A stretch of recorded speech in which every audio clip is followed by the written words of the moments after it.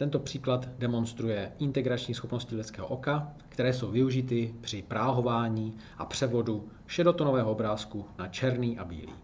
Vstupem je obrázek, který je šedotonový, výstupem je obrázek, který je černý a bílý, pouze černé a bílé pixely, a uprostřed je práh vizualizován. Dole je konstantní práh a nahoře je náhodný práh, pro každý pixel jiný.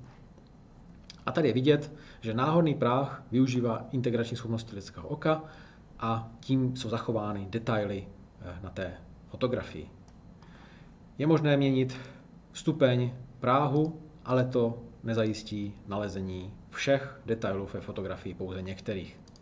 Což neplatí u horní fáze, kdy si detaily jsou zachovány.